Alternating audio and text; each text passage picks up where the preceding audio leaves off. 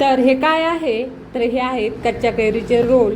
करायला अगदी झटपट आणि खायला तर अगदी अफलातून असे लागते. तर तुम्ही एकदा नक्की करून बघा. मी तुमच्यासोबत याची रेसिपी शेअर करते. तर ह्यासाठी 4-5 कैऱ्या चांगल्या चिरून घ्यायच्या आणि मिक्सरमध्ये वाटून घ्यायच्या. त्यामध्ये पुदिना, काळी मिरी, एक दालचिनीचा तुकडा, हे पाणी घालून कैरीसोबत वाटून घ्यायचं. वाटल्यानंतर हे मिश्रण आहे हे संपूर्ण गाळणीवर गाळून घ्यायचं. ते थोडंसं खाली जात नसेल तर थोडंसं पाणी जरी वापरलं तरी देखील चालतं. अशा प्रकारे हे गाळून घेतल्यानंतर एक कढई तापायला ठेवायची आणि कढईमध्ये हे मिश्रण आपण घालून घेणार आहोत. त्यात थोडासा अगदी पुदिना जास्त घालायचा जेणेकरून पुदिन्याचा स्वाद आला पाहिजे ह्याच्यासाठी. नंतर हे मिश्रण ह्यामध्ये घातल्यानंतर यामध्ये तुम्ही खडीसाखर घालू शकतात किंवा आपली साधी साखर जरी वापरली तरी देखील चालते. आणि त्यानंतर चवीनुसार मीठ घालायचं आणि हे मिश्रण आहे ना कमी गॅसवर आहे ना शिजवून द्यायचं. साधारणतः 20 मिनिटात हे मिश्रण शिजून तयार होतं. ज्यावेळेस हे मिश्रण शिजलं जातं ते कढईला ॲटोमॅटिक काय करतं सोडून देतं. यात आपण पुदिना घातलेला आहे. पुदिन्याची चव, वास ह्यामधनं इतकं सुंदर येतो ना, संपूर्ण घरभर वास पसरतो.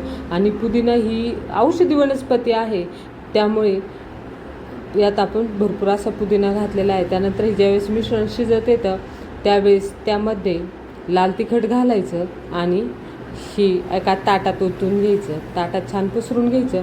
पसरल्यानंतर हे मिश्रण हवेखाली ना 3 दिवस सुकून द्यायचं. 3 ते 4 दिवस सुकवायला लागतात. अगदी कोरडं झालं पाहिजे ना असं हे मिश्रण छान शिजून घ्यायचं. तुम्ही बघा कढईला सुद्धा काहीच शिल्लक राहत नाही. ज्यावेळेस हे जेली फॉर्ममध्ये येतं त्यावेळेस संपूर्ण कढईला देखील सोडून दिलं जातं. पण याला मध्ये मध्ये हलवत राहायचं जेणेकरून खाली लागलं पाहिजे नाही आणि कमी गॅसवर शिजवून घ्यायचं. 3-4 दिवसानंतर अशा प्रकारे त्याच्या लायनिंग मारून घ्यायच्या आणि रोल तयार करायचे. हे अजून 1 दिवस भिजून सुकून द्यायला पाहिजे नव्हतं पण त्याच्याकडं रोज पाहून आणि त्याचा वास नाकात जाऊन ते कधी खाऊ असं झालं होतं. त्यामुळे आम्ही 1 दिवस अगोदर घेतलं. पण तुम्ही 1 दिवस जर जास्त सुकवून दिलं तर देखील चालतं. खायला हे रोल किती छान लागतात ना तुम्हाला काय सांगू. याच्यातला जो पुदिना आहे त्याचा फ्लेवर यात खूप छान येतो. आपल्याला माहिती आहे पुदिना आपण चटणी, कोशिंबीर, ज्यूस, चहा किंवा बिर्याणी यासारख्या पदार्थात सुगंध देण्यासाठी पुदिन्याचा मोठ्या प्रमाणात वापर केला जातो. त्याचप्रमाणे पुदिन्यामुळे आपल्याला अपचन, गॅस, पोटदुखी, छातीत जळजळ यासारख्या समस्येवर आहे ना पुदिना हा रामबाण इलाज आहे. त्यामुळे तुम्ही बऱ्याचशा यामध्ये ना पुदिना वापरत जा.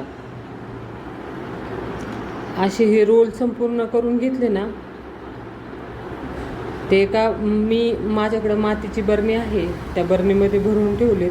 हे अगदी वर्षभर टिकतात. तुम्ही फ्रीजमध्ये ठेवा किंवा फ्रीजच्या बाहेर ठेवले तरी देखील हे वर्षभर राहतात. असे हे जे रोल आहेत ना तुम्ही नक्की करून बघा. आणि तुम्हाला जाता जाता पुदिन्याचा अजून एक फायदा सांगते.